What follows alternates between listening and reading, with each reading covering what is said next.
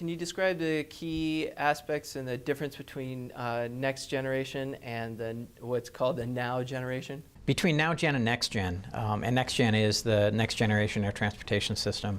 The FAA is in the process of implementing certain parts of that now. It was originally envisioned to be around 2025. A lot of things are going on between now and 2025 being enabled in the current environment. The way we think about it in terms of UAS is not so much now gen and next gen. It's really accommodate, integrate, and evolve. Okay. And accommodate is really the current situation, the current state of the art. And that's where the public agencies like NASA are able to self-certify our own vehicles, and we're able to fly under provisions of something called a COA, a certificate or waiver of authorization that allows us to fly our aircraft with exception to most of the federal aviation regulations. It allows us to meet those requirements through some other means. But really what it comes down to is segregating the aircraft.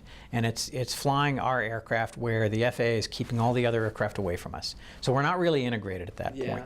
What we're trying to work on in this project is really sort of the in-between now gen and next gen by looking at how we're going to integrate in the next 10 to 15 years.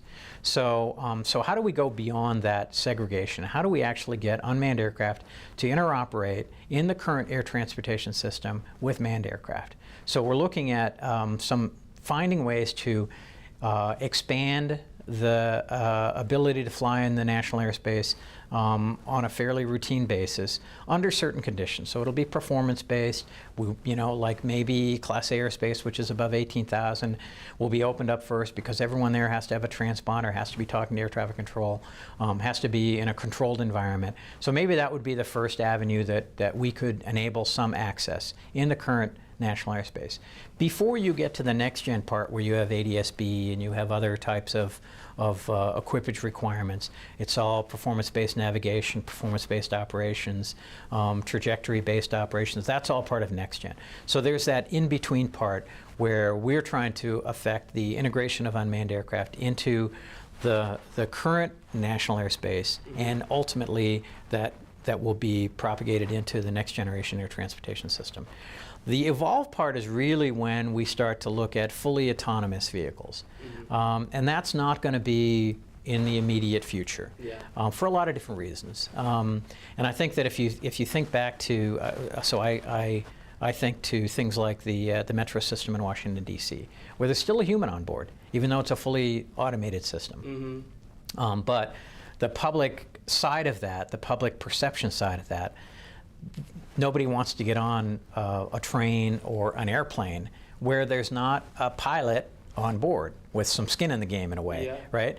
Because, gee, if everything's being done remotely and the aircraft crashes, well, the pilot, you know, they're not putting their life at risk. So there are a lot of public perception issues that probably will keep us from doing fully autonomous operations for a while, especially with a person on board.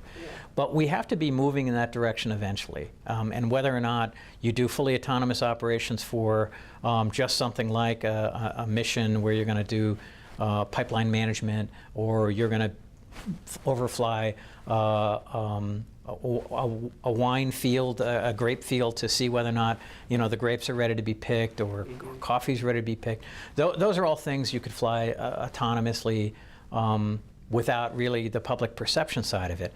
But it's going to be a while before the FAA is able to allow for that type of autonomous operation intermixed with manned flight.